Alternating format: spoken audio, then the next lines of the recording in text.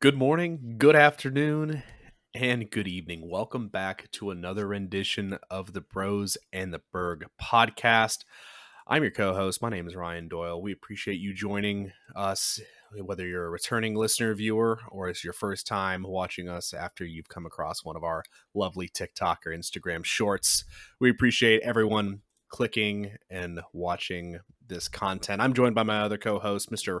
Robbie Bergstone, and the gentleman that makes all this magic happen, our executive producer, the worst man in fantasy football. His name is Connor Doyle. All right. Except he rated his dynasty team the second best in the league, which was kind of crazy self-glazing. I don't know how that's crazy self-glazing. I think if you before the draft, I think that is relatively objective. I do.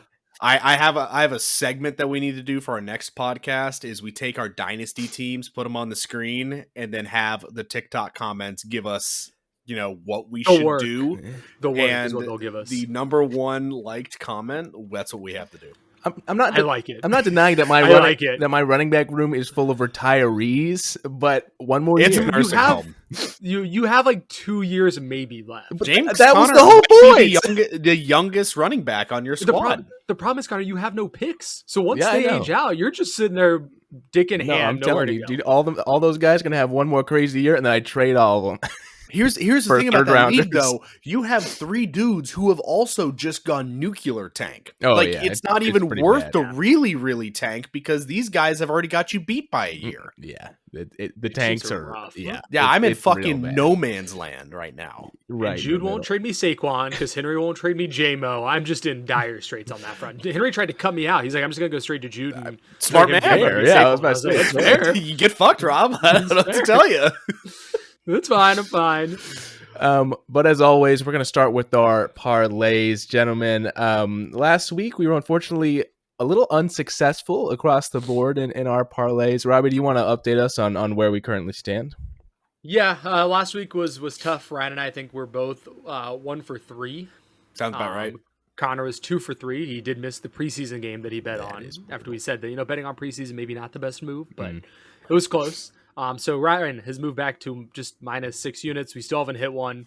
Today's the day, though. I feel it. I think football's back. I've been saying you're waiting for football season. So I think I'm at plus 680. So now it's get even or get even worse time for the boys. I think I said that last week. We're doubling down again. We're doubling down for sure. Connor's still up 15.25 units. Hit 2 parlays, hit a nice big one. So pretty good. I'm up 3.75 units. And then as a team, 15.25 units up. So again, if you're betting with us, we're winning. How's that math work? Because we've picked both of Connor's parlays. Yeah. That have hit. You got both of mine. Got it. Yep. Got it. Thank you. We did not pick either of mine that hit. We had picked both of Connor's that hit. So understood, boss. So we're basically just riding with Connor right now. Let's go. As a reminder, Ryan has still has to submit parlays, but he's still on probation and still cannot be selected. We might be seeing a week where I have a negative parlay just to get on the board. 50 3-legger just to get there. You're gonna make me doing the math on how many units you're up with a negative parlay. Very difficult. It's much easier when it's a positive number.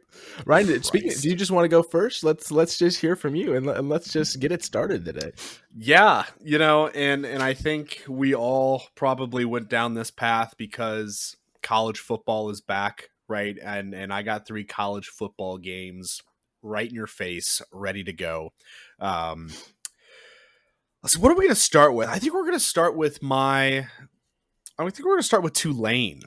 Tulane plays Northwestern down in the Bayou this upcoming weekend. Tulane's only favored by 6. I think Northwestern is picked to be the 17th best team in the Big Ten. I hate that there's 17 teams in the Big Ten. There's 18. They're ahead of Purdue. I just hate that. So.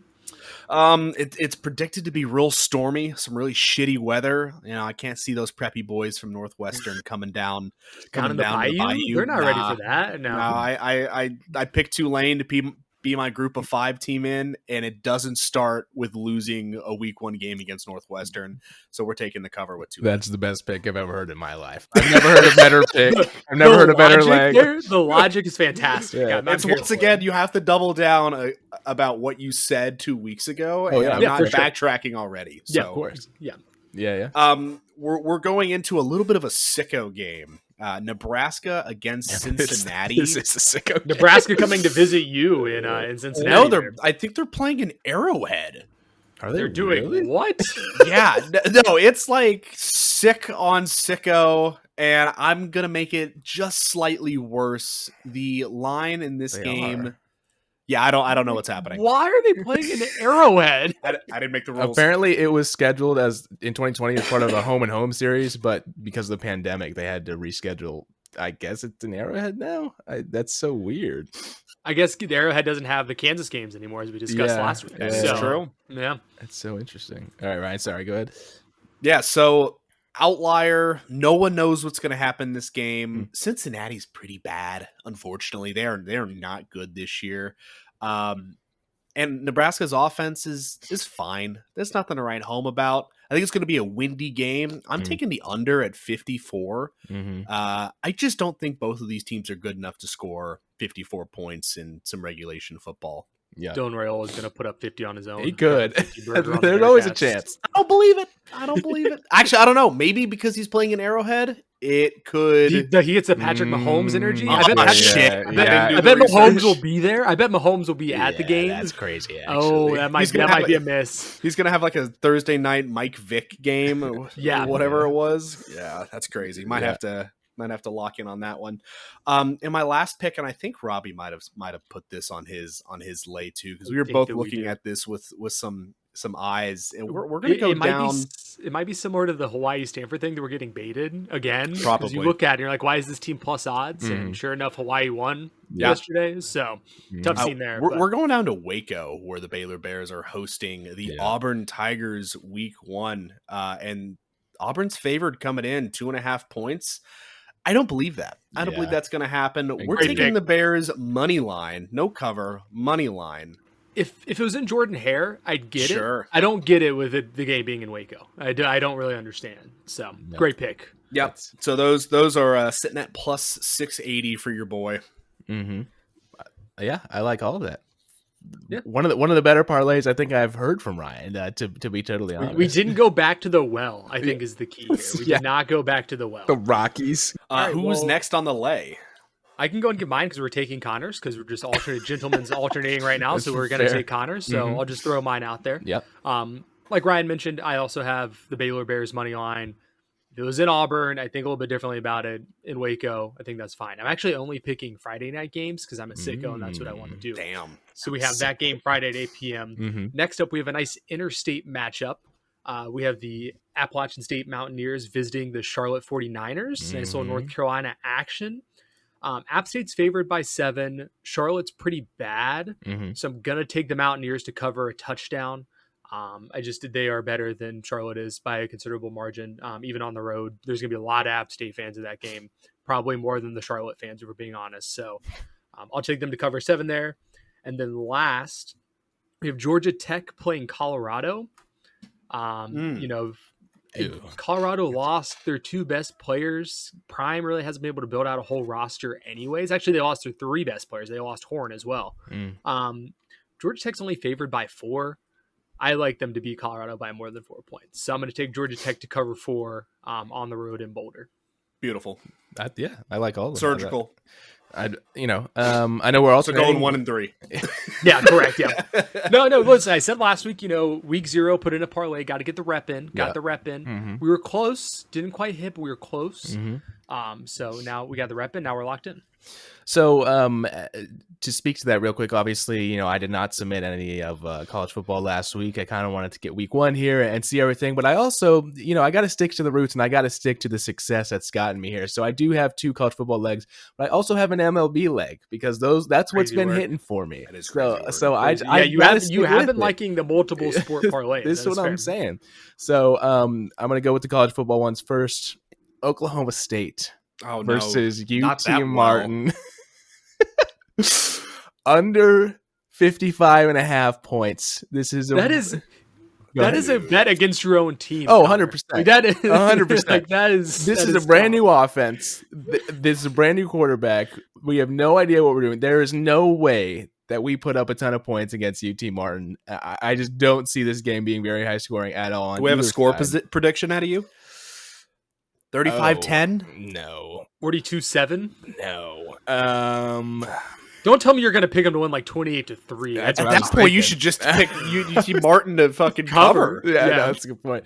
31-3. We'll say that. That's disgusting. That is disgusting. I agree. I just don't see this game scoring many points. So unfortunately, I'm going to go with the under there. I'm going to steal one from Ryan here. This is why I said it was such an amazing pick. Tulane. There's no way Tulane doesn't cover over Northwestern in Tulane. You guys are disrespecting Northwestern. No, Northwestern is bad.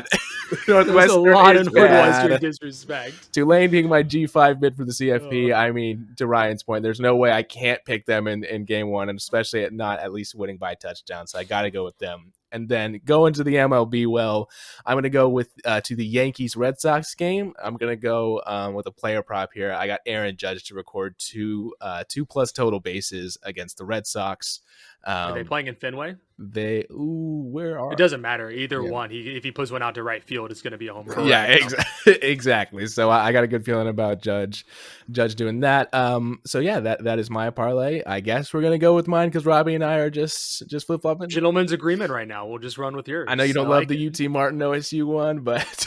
I don't, but you're the OSU expert here, so I trust you. I guess, but I also notice how we didn't pick Bama to cover against Florida State. Kind of scary. I don't think they're going to. I don't think they're either. Kind of scary. It's terrifying. What do you guys think of Milroe in the preseason game with the Seahawks? He played all right. Didn't watch. Didn't see a clip. He played all right. Better than Quinn Ewers week one? Yeah, I think so. That's tough. If you're noticing a lot of cuts in this episode, there are some technical issues. So including Robbie's we've had vowels. a blue screen, we've had a brown screen. We're just all over the place. Brown screen, brown note, if you will. All right. So we just talked about our parlays. Before we get into, we love doing pick'em and everything like that. Before we do, though, gentlemen, we do have to review week 0 and some of the things that occurred yesterday. College football is back, the biggest game, probably the biggest game in Ireland ever, being a top 25 matchup between Iowa State and Kansas State. That's kind of the main one we've got to talk about. Real quick, they kept mentioning it throughout the game, and I swear to God, I remember this exact same thing happening last year, where they were like, yeah, all the fireworks that we shot off before the game, they're clouding the field. And I was like, this same thing happened last year. Why are we doing this again? And also, again, it was the field, pissing rain. Yeah, it was. I was to say, and also the field was terrible again, too. It's like it was. Anytime they play football over there, it's something with the grass and like the soccer pitch versus like a football field. Mm-hmm. The grass just gets tore up by these big boys. So, but to speak about this game really quick, Iowa State did end up winning 24-21. There is a little bit of controversy in terms of some calls and the refs and everything like that. Obviously, not a good look for me predicting Kansas State as my Big 12 champs, and they've already lost the first game.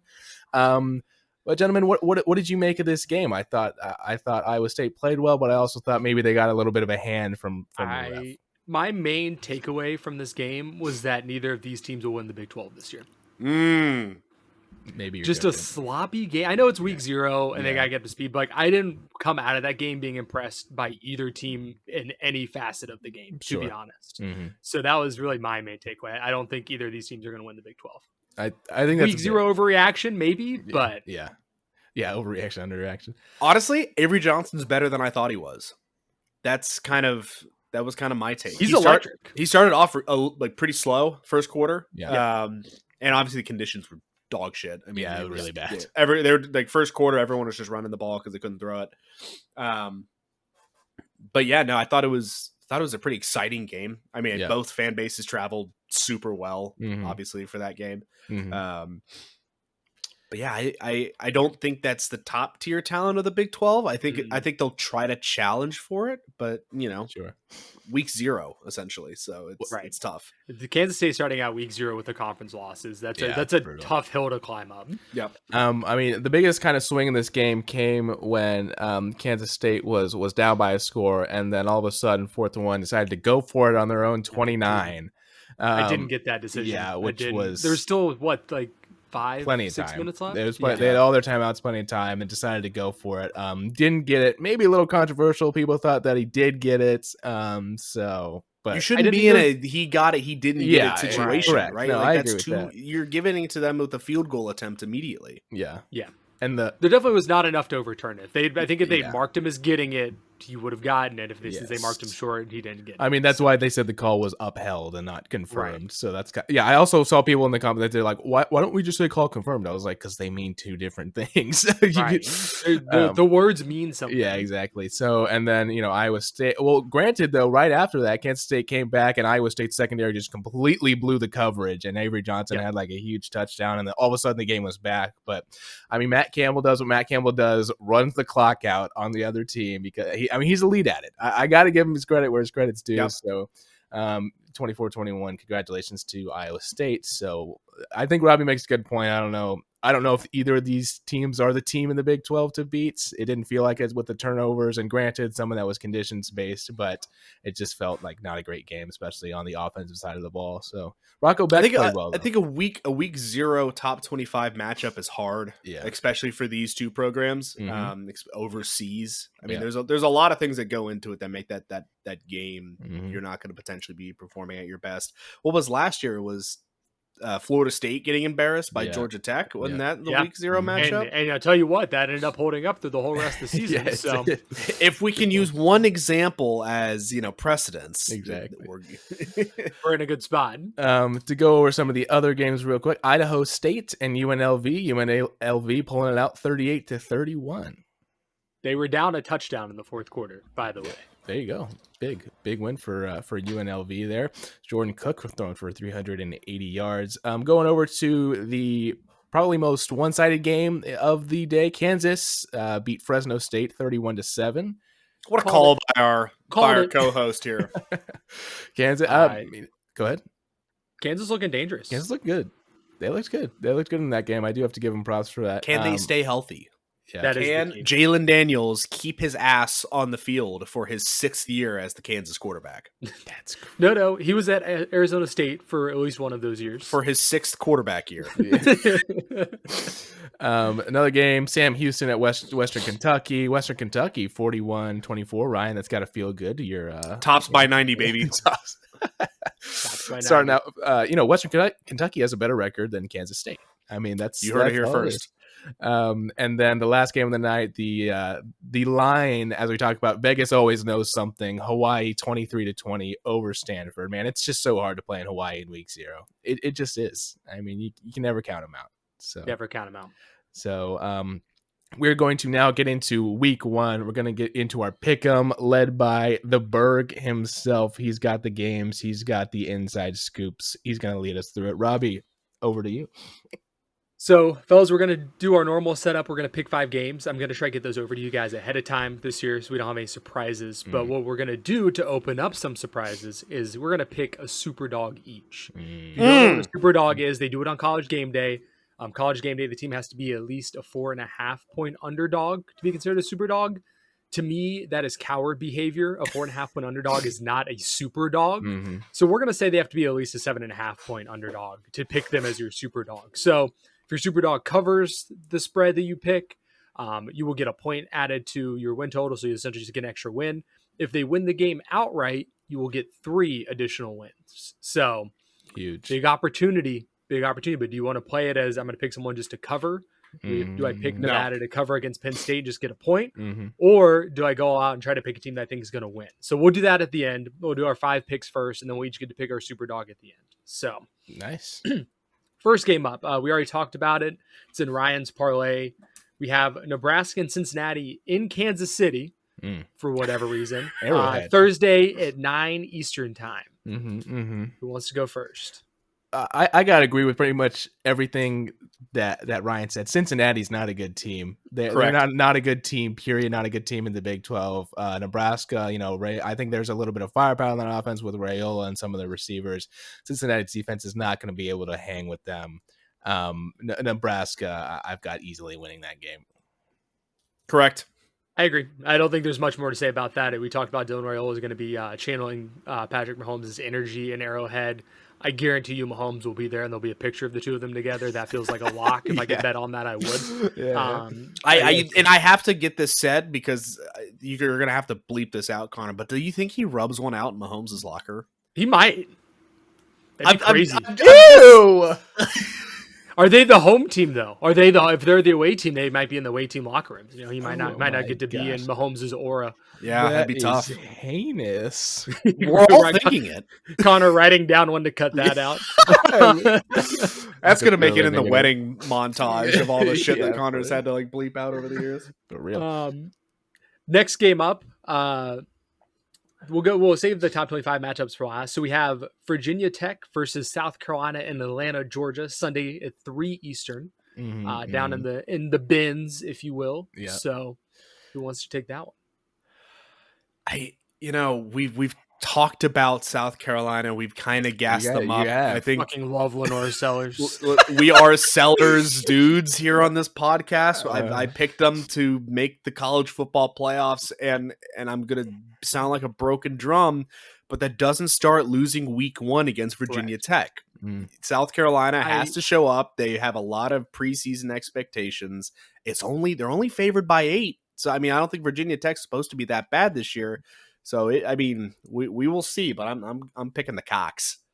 I'm also picking the Cox. Virginia Tech somehow just always makes their way to 6-6, despite always being this underdog, scary team to play. South Carolina, I think, is going to win this game. I think it might be close, but I do think they win the game. Gentlemen, you guys are the ones that have been telling me South Carolina this, South Carolina that. I've been hearing it a lot. And if there was ever a game where there was a trap, I feel like it's a Sunday game. They're not necessarily. It's not the top 25 matchup of the day. It's a little scary, but I do agree. I think South Carolina is a good enough team to where, especially at home, they start out the season. They're still a really, really good SEC team. I don't see Virginia Tech being able to topple them in this scenario. I do also have South Carolina at home. Now's where it should get interesting. We have 3 top 10 matchups in week 1. Pretty solid, not too bad. All the other games that weekend are terrible. If you look at, I think these are most of the games that are 2 Power 4 teams playing. It's not a whole lot going on. But first one up, we have the LSU Tigers visiting the Clemson Tigers in the Battle of the Death Valleys. Who wants to go first? I do. It's Clemson. It was always Clemson. At home, wow. I have the utmost confidence that Cade Klubnik's going to come out and outplay Garrett Nussmeier. So yeah. I got the South Carolina Tigers winning this one over the Louisiana Tigers. I will also go. So in terms of all these ranked matchups, because there's three huge matchups. Actually, are they 3 top 10 matchups? 3 top 10. That's crazy. So I actually have, funnily enough, I have 5 out of these 6 teams in my college football playoff prediction. Who's losing week 1? So I unfortunately do have to hand a loss to the LSU Tigers. I agree with Robbie. Clemson with Cade Klubnik. They're going to get it done, especially at home. I think LSU will bounce back after this, but I do think they lose here. As we've spoken about many times, Brian Kelly in week 1 does not have the best track record. And I think, going away at a primetime ABC game against one of the best quarterbacks, arguably who I think should be the Heisman favorites. Unfortunately, I don't think Nussmeier is going to hold on to the ball enough. And I think Clemson is going to capitalize on that. Fully agree. Unfortunately, we're going chalk 3 for 3 here. I think just Clemson's the better team. Yeah. I think they have more returning talent. They have the better quarterback. They have the better coach. This is Clemson's year, I think, to finally come back and be at the top of college football again after a little bit of little 5-year hiatus, I want to say. Good take. So, we'll see. All right. The next top 10 matchup, Nice Sunday night action. We love the week one. They have, good Sunday night game booked in here Just for a us. spread for the entire weekend. It's so good. We have the Notre Dame Fighting Irish visiting Miami down in Coral Gables. Give me where this. Connor's going. Carson Beck's ass. Notre Dame Fighting Irish by 14. Notre Dame is going to win this game. Miami, I think, have lost way too much. I don't think this offense is tied together at all. I think Notre Dame has one of the best running back duos in the country. I think they're going to ground and pound against Miami, and they're not going to be able to stop it. Give me Notre Dame Fighting Irish. Not so fast. Speaking of going back to the well, let's go back to the well for Notre Dame engagement bait. But in all actuality, I don't even who's starting a quarterback for Notre Dame. I actually have no earthly idea. That probably doesn't matter. So they're just going to give the ball to Jeremiah Love like 1,000 times. Correct. But I think at home, there's been some smoke around Miami that Carson Beck really come in and did a good job earning the trust of the locker room, getting to know the guys. At home, Notre Dame tends to start out the season slow. We know this. I guess it's not, Northern Illinois or Marshall, but at home, I'm going to take the Hurricanes to win this one. Looks like I'm the deciding factor here. Catholics versus convicts. We're bad. We're so bad. This new gen doesn't know about the real ugly games and how that came about. This is a heated game for both sides. They do not like each other. Great 30 for 30 if you haven't seen it. 6 versus 10 matchup. Both teams coming in with college football playoff hopes. They're playing on Sunday. And I think that gives the edge to the Catholics. Nice. I think you'd be remiss to ignore that. Is Notre Dame allowed to play on Sundays? I don't know. The Sabbath? I feel like we're kind of maybe breaking a rule here. It feels like we are. God might not like that. So, it'll be tough. As much shit as I give Notre Dame, I think they do pull it out here down in Miami. And I'm not thrilled about saying that.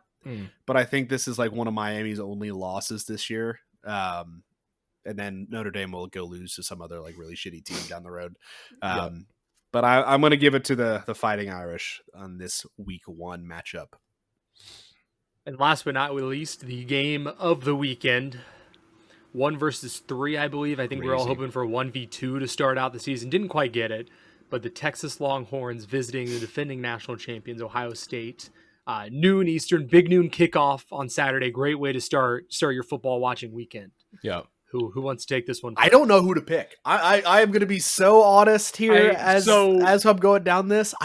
This is the only game I didn't know. The way I wanted to pick this, and I didn't get a chance to do the research, but to me, coming in this game, it's 2 playoff teams from last year, the defending national champions, obviously, and another team that made the Final Four, right? Because they beat Arizona State. I think this comes down to who has the most returning starters, and I didn't get a chance to look into the research on that. However, I'm going to go on the side that we have a quarterback in Arch Manning who has played some meaningful snaps. Yep. On the Ohio State side, we don't quite have that same amount of experience. I think this comes down to the wire. Like, it's going to be super close. I think the line's 1.5. It opened at 2.5 in favor of Ohio State. I'm going to take Texas just because of the little more experience Arch Manning has in meaningful snaps than the Ohio State quarterbacks do. Tire deciding factor. Julian Sand is starting for Ohio State, brand new freshman quarterback. So we'll see how that goes, but I'm going to take the Longhorns. Yeah, I do. I got to stick by my guns here, and I've been saying it numerous times into where I think at the end of the day that Ohio State is actually going to end up ranked higher than Texas. What I do think that Texas does get this week 1 win. A lot of that comes down to what Robbie was just saying. They've had their quarterback for a long time in Arch Manning. They've been able to work with that. He's been able to work with that first team. I heard in terms of like the tryouts for QB1, Ohio State, the competition came right down to the last second to where they didn't know who the guy was going to be between 2 guys. And I think that's going to play into this. Another factor, gentlemen, this game's at 11 a.m. Texas has a lot more 11 a.m. experience than Ohio State does. I'll just say that. Big noon kickoff. The Red is River, disgusting. The Red River rivalry was at 11 a lot of the time. It's a noon kick for Ohio State, which they play a lot of those because of big noon. So True. I don't know. 11 a.m. Central, by the way. Sorry, I'm in Central time zone for those that don't know. But yeah. So just as you were asking, Robbie, it looks like Texas is returning half of their starters on defense from a very good defensive team last year. So that could definitely carry some weight 100%. for a new quarterback. I think I remember seeing that Ohio State only had 2 or 3 returning starters on defense. It's like Caleb Downs and one other guy. Yeah. But we'll see, man. Ryan, what do you got? I miss Caleb Downs. I think I gotta go with the Longhorns. I want to go chalk there. I want to go against the betting favorite. That's crazy. It is crazy. I live up in Ohio too. I nothing would be better coming into work and just seeing the absolute cope session from the Buckeye fans the next day. So maybe just a little bit of bias there because I think it'd be funny.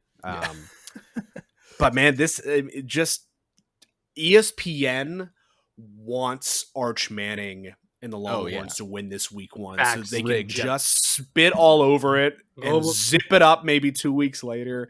So just because of that, I think Vegas, ESPN, and just have a vested interest in the Longhorns going all the way this year. So I got to pick them week 1 against Ohio State.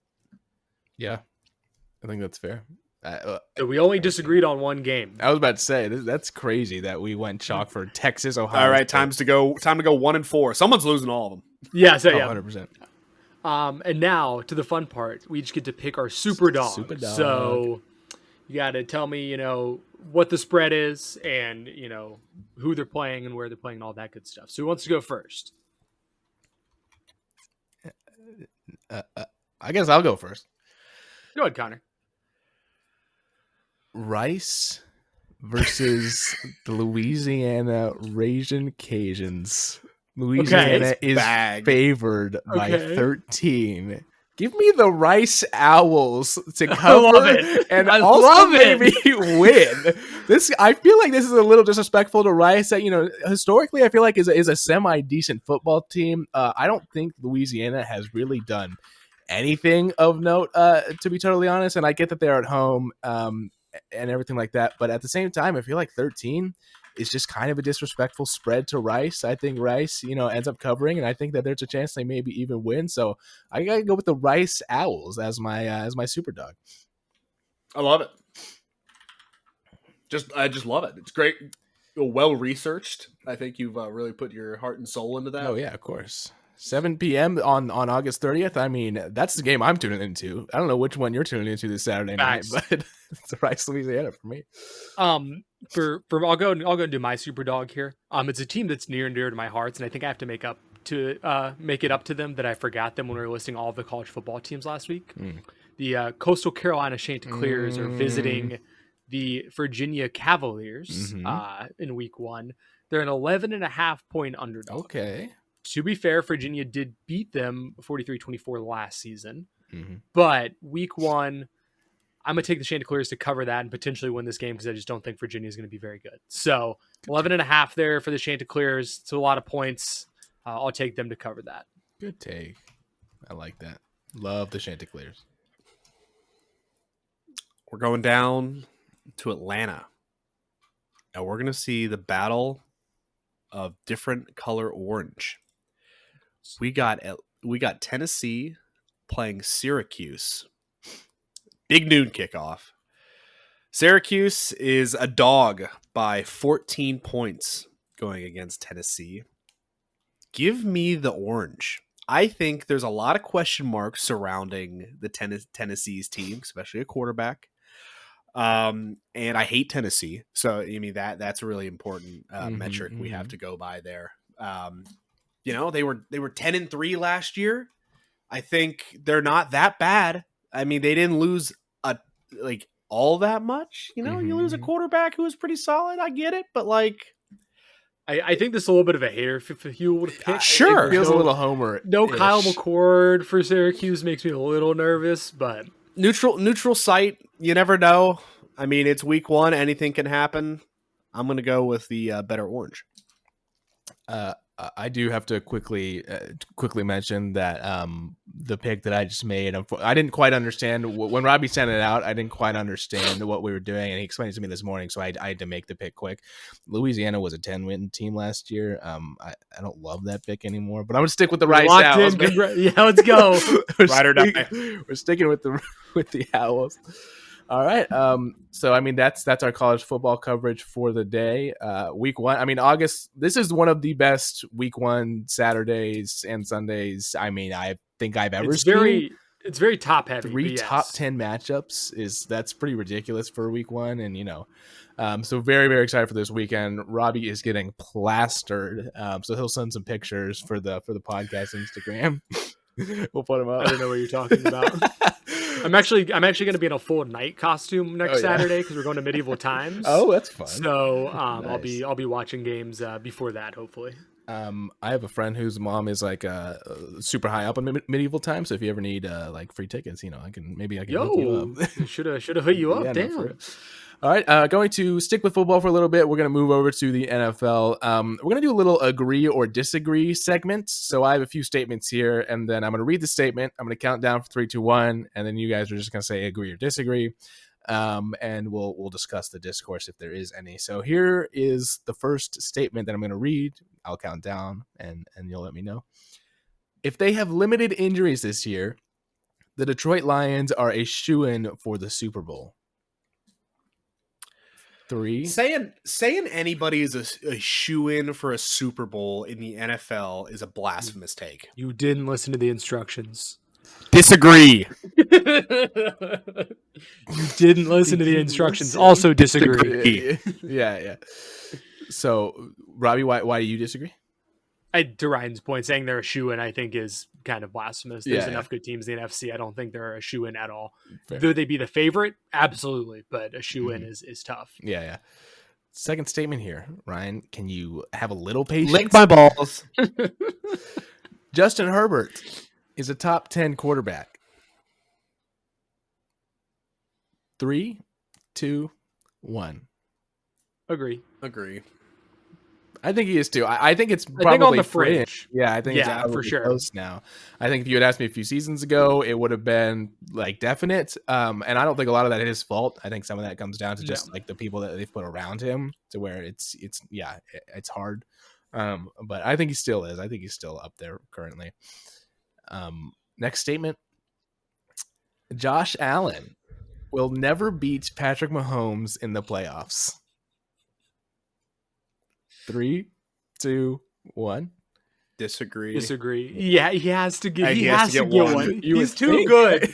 He's too good to not get one. But counterpoint, people are like, there's no way the Bills lose 4 Super Bowls in a row. That's true. Right? They are cursed. Right? They are cursed. And then they do. Yeah, so they do. Who knows? Maybe, man. I mean, as long as, granted, because of this rivalry, that's essentially why the NFL overtime rules changed. So you would hope that at some point, like, Allen could just outscore Mahomes. I guess you would hope, but you never know. You got the Awala now. I've been having the Awala.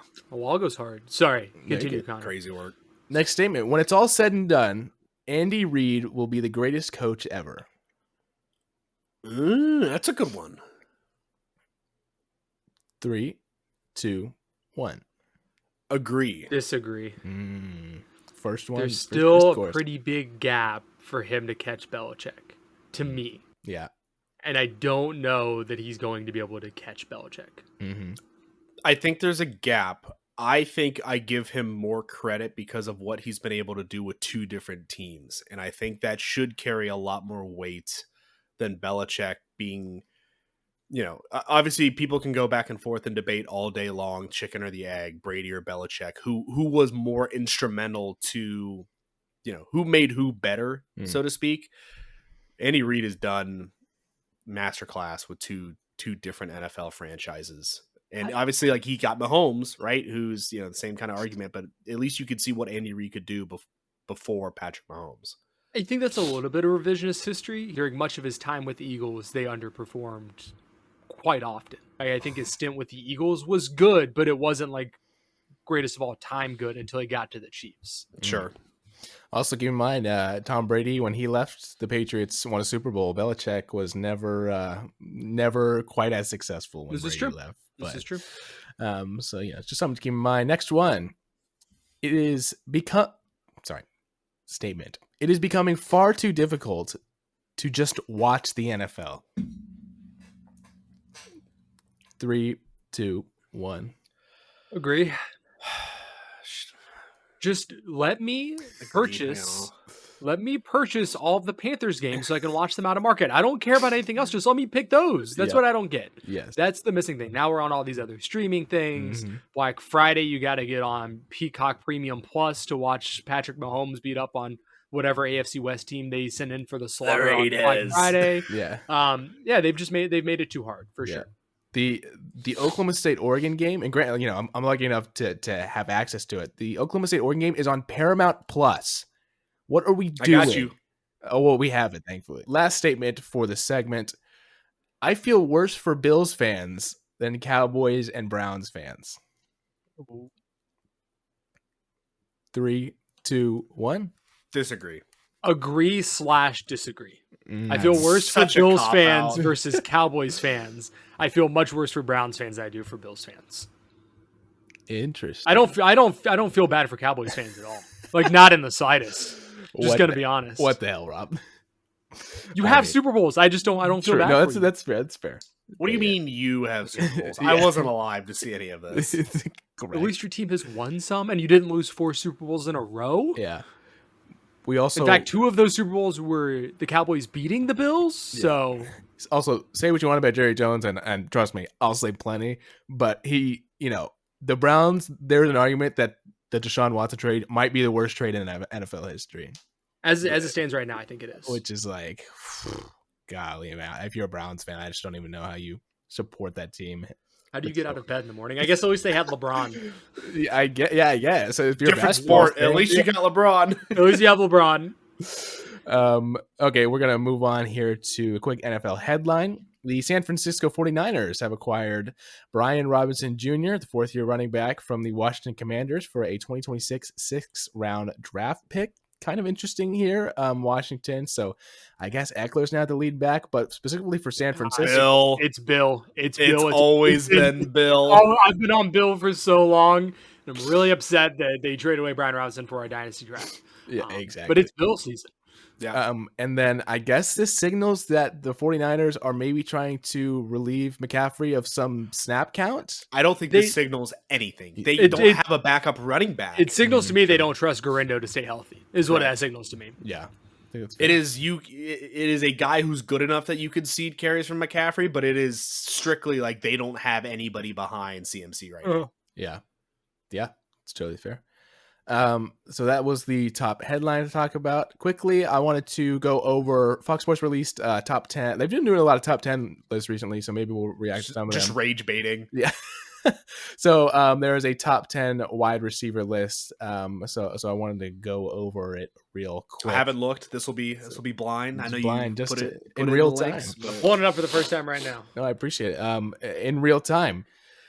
Like I said, Fox Sports, this is their top 10 list of NFL wide receivers. Live reaction. Number 10, Brian Thomas Jr., Jacksonville Jaguars. It's fine.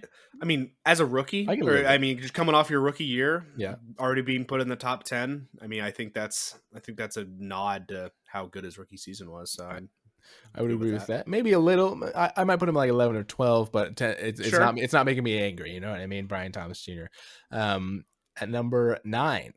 Well, do you want to go over the honorable mentions before we go to the rest of the list, or what do we want to do? No, we'll do the list and then we can talk about snubs. Okay. Number 9, Terry McLaurin from the Washington Commanders. Shout out Jane Daniels for getting Scary Terry the respect he deserves. Because the man deserves the respect, for sure. Yeah, for real. Yeah, I'm good with that. Yeah, I'm cool with that too. Number 8, Malik Neighbors, New York Giants. Whoa. This hater. He's electric. Ryan's a hater, man. He's quite talented. He is just on such a dog shit team that just like gave him the ball 15 times a game. Okay. But he's getting open. I think he has no one out there. He has no one else to take the heat off him. Yeah, exactly. I'll be curious to see how his career goes because his usage rate is so high. I hope he can stay healthy. He set an NFL record as the most targeted rookie ever with 170 targets, and he missed. Yeah, that's gross. And he only caught 109 of them. Yeah, well, I mean, you're assuming that like fucking Danny Dimes is chucking it over the first row. Whoa. We're just gonna disrespect. What is that one guy's name? The Danucci? guy? No. Oh my god. The Giants guy. What is his name? Tommy DeVito. DeVito. He didn't play with Neighbors. Did he not play last year? No, he didn't play last year. No, that's on me. Number 7, Puka Nacua, Los Angeles Rams. Pookie Bear. I think the glaze is a little higher on Puka Nacua. I'm not gonna lie. Like everybody, I honestly think that so much of this stuff is coming from everybody just wants there to be a next version of Cooper Kupp, that they're trying to force Puka Nacua to be the next Cooper Kupp. And I just don't know if he has those capabilities. Like I think he's a very good receiver.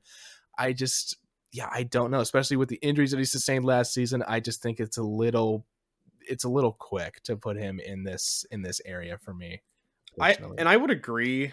You mentioned the injuries. I also think it's important to look at who's hucking him the ball, especially with Stafford 1 year older. And I swear the Rams are doing this, the bullshit that the Niners did last year with CMC, that Stafford's going to actually be hurt and not be able to go for the first 8 weeks. Yeah. And, Stafford loves him some Pookie Bear, and he loves his number one receivers and will force feed his number one receivers.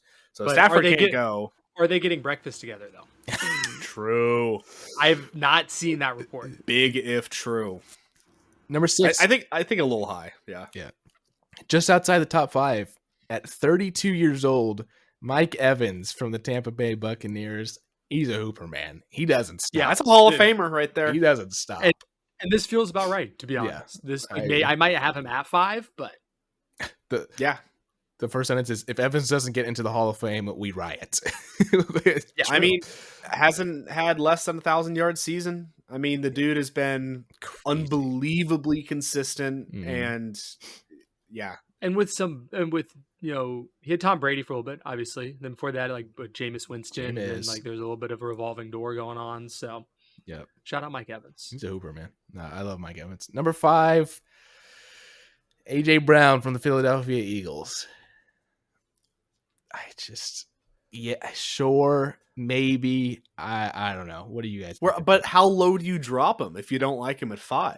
I think I put Evans over Brown, to be totally honest. Now this is top 10 NFL wide receivers. That's so unbelievably generic. Like, what are we ranking them on? Well, it says best upcoming NFL. Production, or they said the best careers. It's so just top 10, man. It's just top 10. The best. And AJ Brown's got to be up here, right? He's got to be in the list. I'm not denying that. I just don't. I think I would probably put Evans over him. Shout out Tennessee Titans. Hell of a trade for them, right?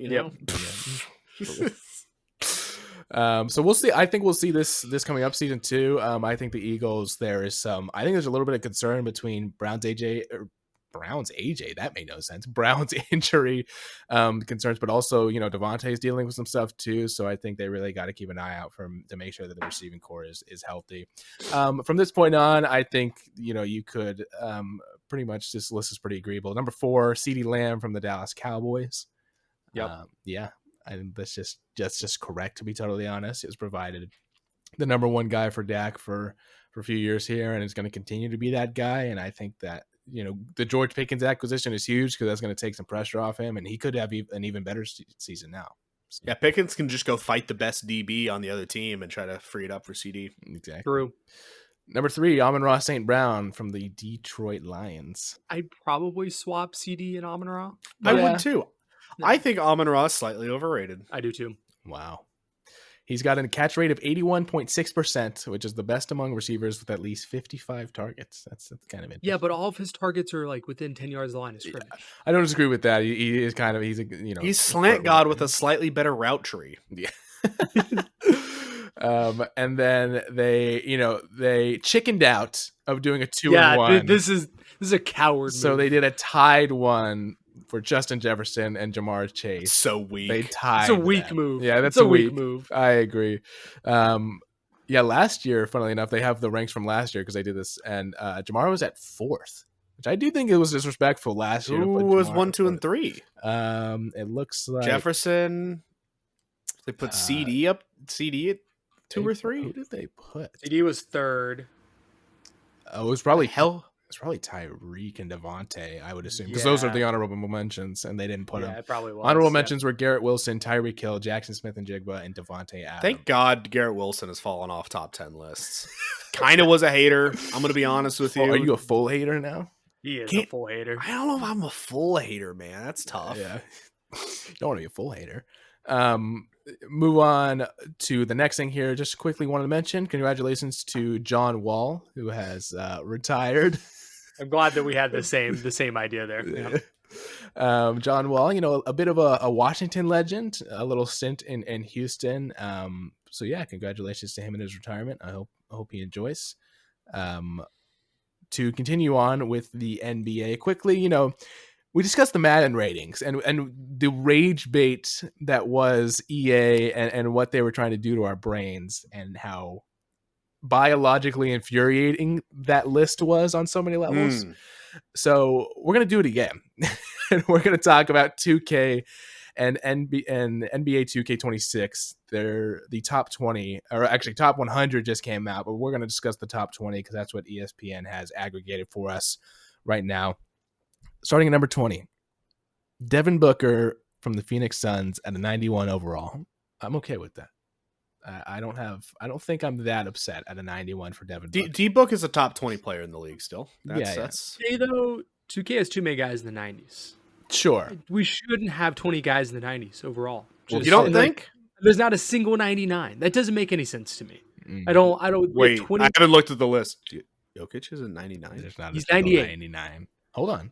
We're hating. We're trolling. I don't get it. But yes, I agree. Booker's top 20. It's fine. I don't think that we're actually dispersing the overalls the way that we should. Sure. Trolling. I think that's Got fair. it. Okay. But okay, so adjust our mindsets to 2K, and now we'll assess it from kind of that. Yeah.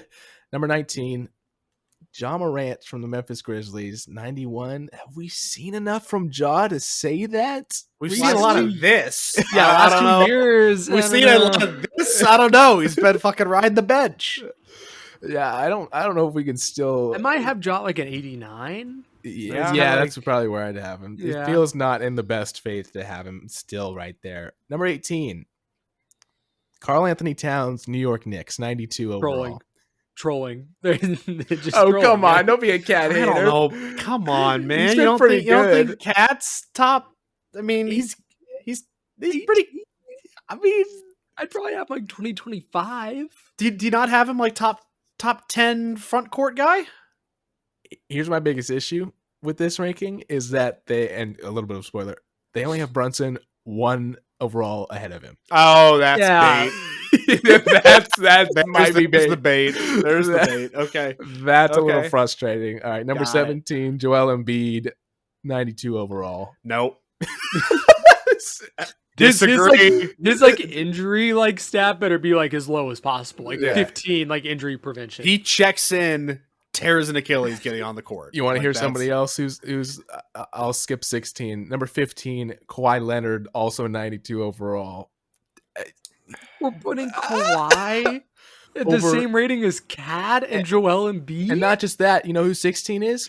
Cade Cunningham, who's a 92 overall, who has been healthy and played better than probably everybody who was this is disrespect to Kawhi and Cade for sure. Yeah, it is a video game though, so on the side it's when they are supposedly healthy, how good are they? I can understand it, but also I don't think Joel's a 92. I think that's a little crazy now. Maybe a little much. Number 14, Tyrese Halliburton, 93 overall. I'm okay with that. I would be okay with a little higher, but I don't have much of a problem with 93 for Tyrese. Do you think 93's too low? I was also good. I was almost going to go the other direction. I mean, it was going to be slightly too high. I mean, he's just bolstered by the playoffs. Like I said, it's the whole like to me. Like I think Tyrese is top 15 coming out of playoffs last year. He's not playing, obviously, but like like in terms of like where he is compared to his peers, I think it makes sense. But yeah, 93 again feels high because they just scrunch them all together in the low 90s. The aforementioned Jalen Brunson at number 13, being a 93 overall. Number 12, Anthony Davis, 93 overall. Good take. He's still really good. Yeah, it's fine. He's still really good, and I'm so upset that I say that because I obviously like the Luka trade is still like very, very fresh in my head. I mean, rent free. Think about it every day.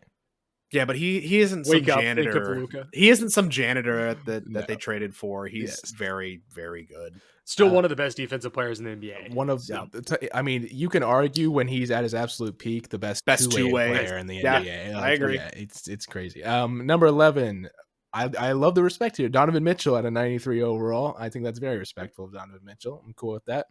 Number 10, certainly a little bit of a drop in recent years, but I don't think it's necessarily wrong. Kevin Durant at a 93 overall. I don't think that's necessarily wrong, but maybe like dude's still an assassin. Yeah. I mean, just like on his frame and shooting ability alone. I think it's an interesting discussion to discuss him and the guy that's directly above him.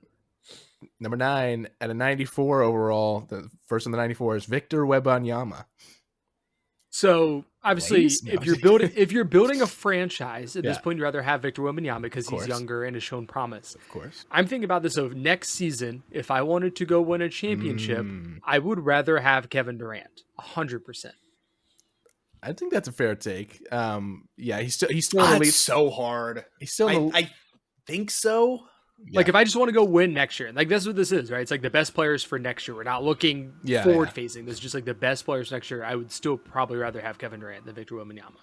And you got maybe like one more season of that. Right, for sure. This is probably like the last season that I would say that. But do you not think some of that doesn't come down to something that a video game can quantify, where it's an intangible thing, where Kevin Durant just has that experience and clutch gene, to where it's just more of like you can't really put an overall number to that. But 2K has that now. Yeah. Don't you? Aren't there like clutch badges and shit there like are clutch ratings, yeah. But I don't know if that affects the overall. I don't play enough. Yeah, exactly. But I think that's a fair take, Rob. He's still an elite 3-level scorer. He still can. I mean, he's a little slower, obviously, just because he's older and the injuries he's sustained. But he can still defend like decently well, not as well as Wembanyama, obviously. Just because of his length. I mean, it's just like when you have that frame, you can just get in the passing lane. Just stick arm out and be fine. Yeah. Number 8, Jason Tatum, 94 overall. He's corny as hell, but like. It's just funny to see these guys like aren't playing basketball next year, but like they're just 2K ratings. Yeah, exactly. Number 7. My glorious king, LeBron James, at a 94 overall. Disrespect? Where's the 99? 94. I actually think he's like correctly rated here. Yes, like I'm looking at the guys above him. Like it is just incredible. You could be rated that high and be 40-something years old. Yeah, it's. I mean, it's just obscene. ludicrous. It's ridiculous. It's ludicrous. Number 6, Stephen Curry, also a 94 overall. I'm cool with both those guys being the same overall. I think that's fair. I think they're in the right spot. I think this guy's a little high. The next guy, number 5, Anthony Edwards at a 95 Agreed. Overall.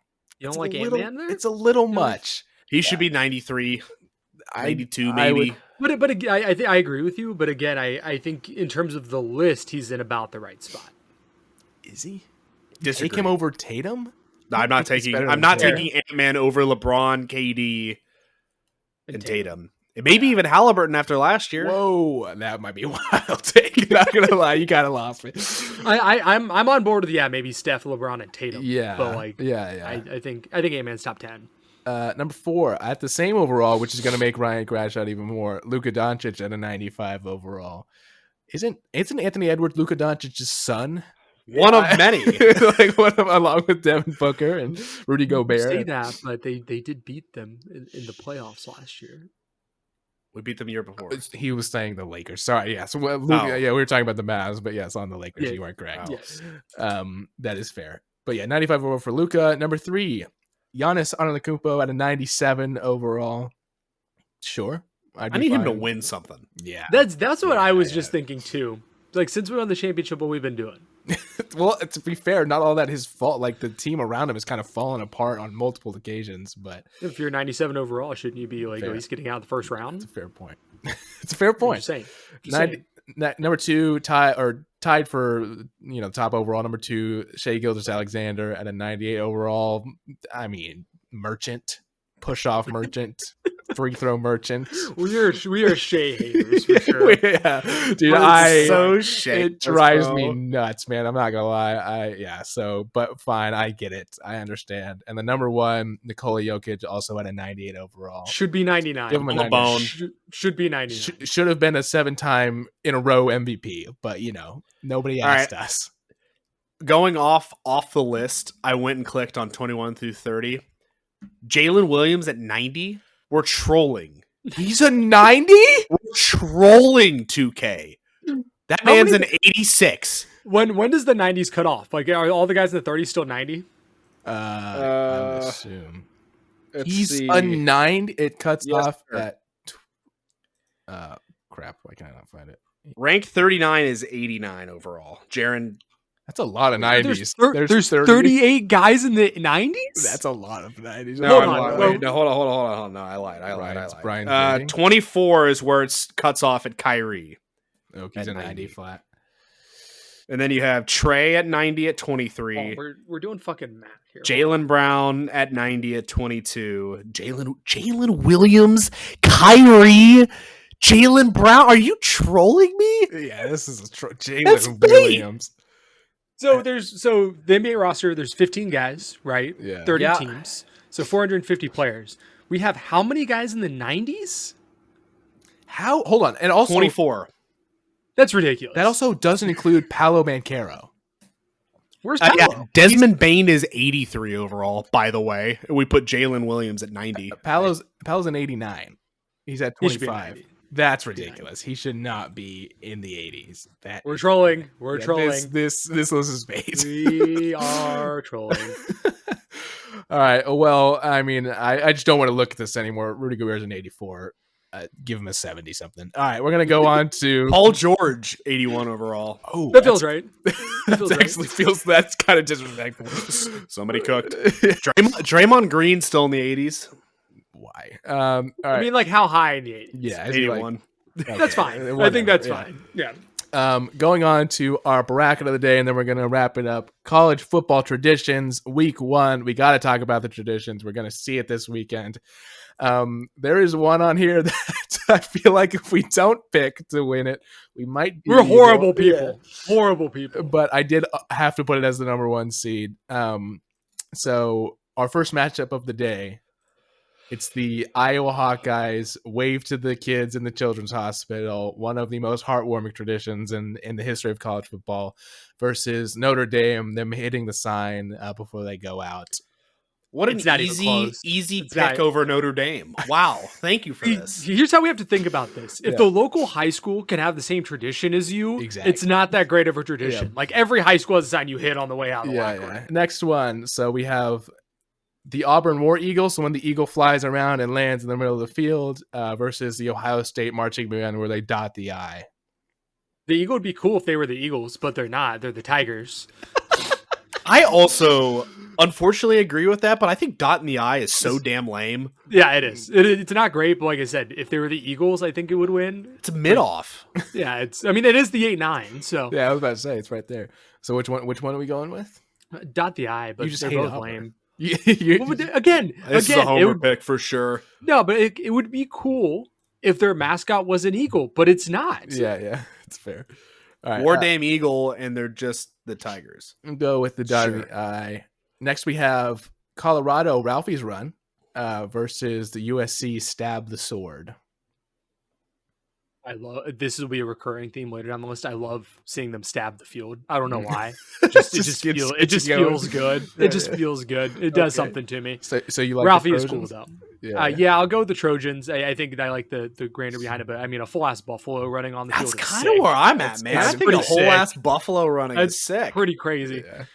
How many people have been injured by Ralphie? It's a couple. Not he's enough. He's taken some. Not enough. I'm unfortunately, Robbie, going to have to outvote you there. You know, some of that's also because like OSU's tradition, there was running Bullet, the horse across the field, and this is kind of in the same family. So I'm going to go Ralphie's there.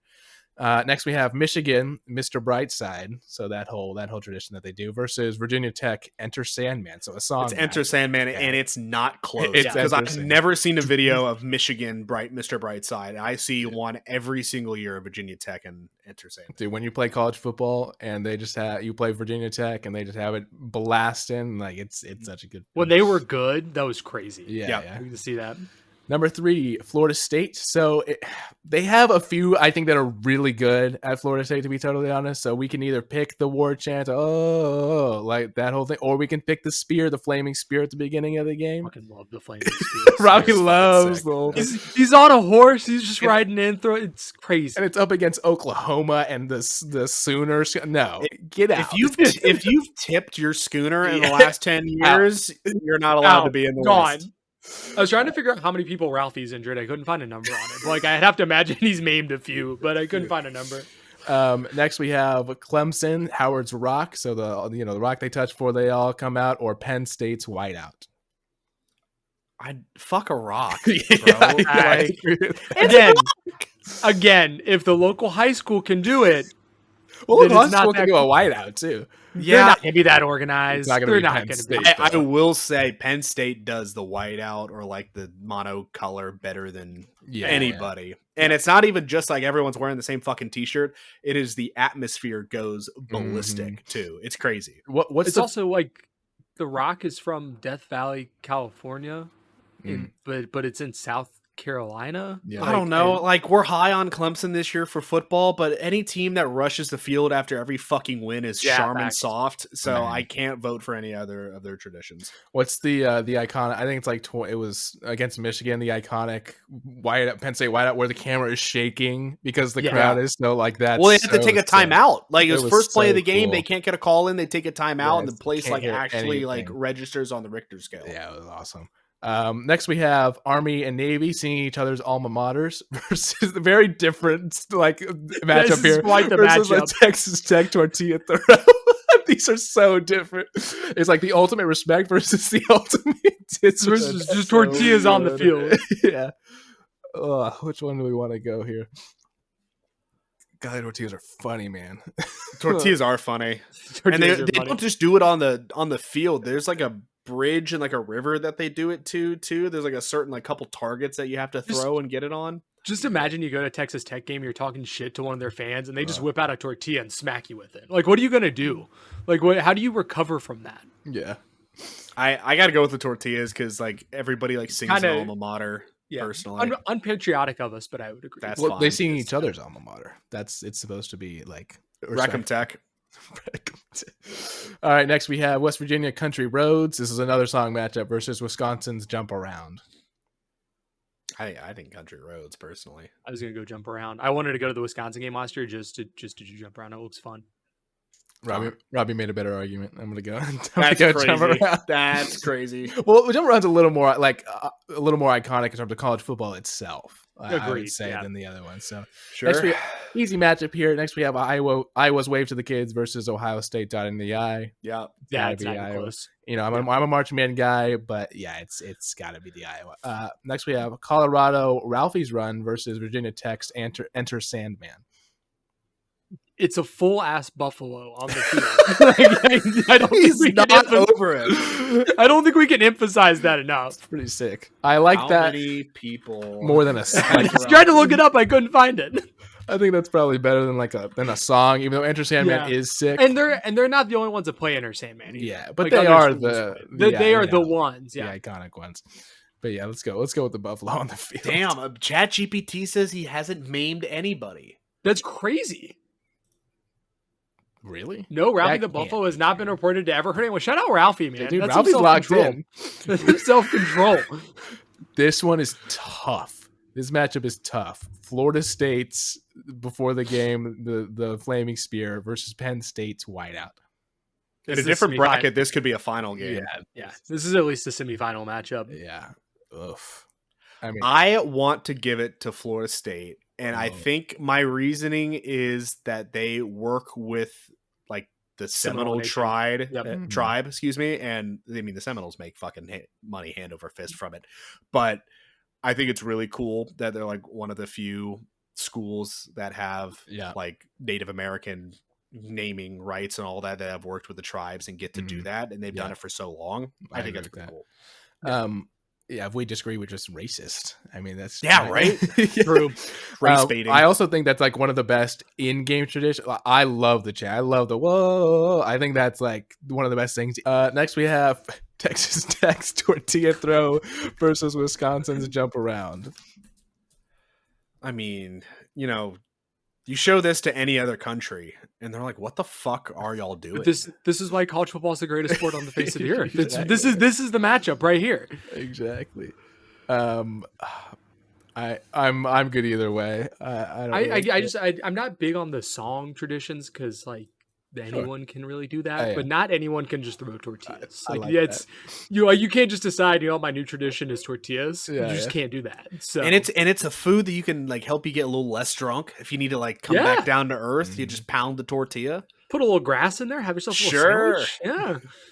Tough one for Robbie here. Iowa wave to the kids or Colorado Ralphie's run. Now here's the thing. He's a full ass Buffalo. Fuck them kids. I think it's the wave to the kids, but I'm really sad to see Ralphie go out. It's gotta be, man. It's so tough. You had a good run, Ralphie. Literally. So other matchup, we have the Florida State pregame traditions or Texas Tech's tortilla throw.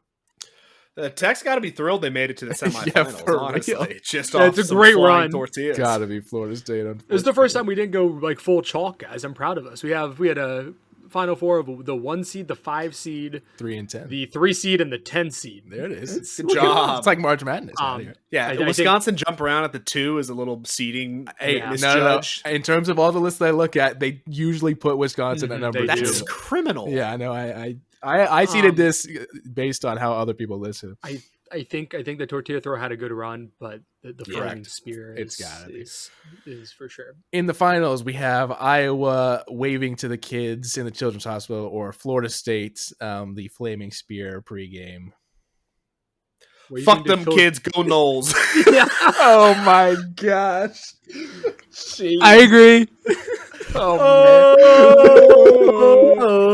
Jeez. All right. Well, it's also here's how we'll look at it. It's a much longer tradition. Guy running on the field. The kids thing is pretty new. It's cool. Tradition. Yeah. We'll go with the bigger tradition there. Way to save our asses. I got you. Good job. Man. It's just clip. Fuck them kids. Go Knowles. All right. If by some miracle of God, Florida State beats Alabama next weekend, Connor, you're gonna have to clip Ryan saying "fuck them kids, go Knowles" and just put it on a repeat in a TikTok. Do you? Okay, to talk because we are gonna wrap up. I think we do need to mention it quickly because we didn't really speak about it in the week 1. Florida State, Alabama. Do you guys think there's a possibility of not of losing, but I don't think they cover 17. Yeah. But you guys aren't worried about that game at all? There's no worries there? Brother, I'm always going to be worried about a game out of conference. And going into Tallahassee. Yeah. That is tough, man. That's tough. So, I just wanted to mention that real quick because I know we kind of did our pick 'em but I mean, we talked about the most important games for the most part. So that is it for today. Thank you for joining us. Robbie, would you like to sign us out? Yeah, for myself, Ryan and Connor, thank you again for listening. Please go like, subscribe, follow on all platforms. And we will be back next week to review what happened in week 1 and get ready for the NFL season. So we'll look out for that. Thanks again for listening, and please gamble responsibly. Roll Tide. Bye.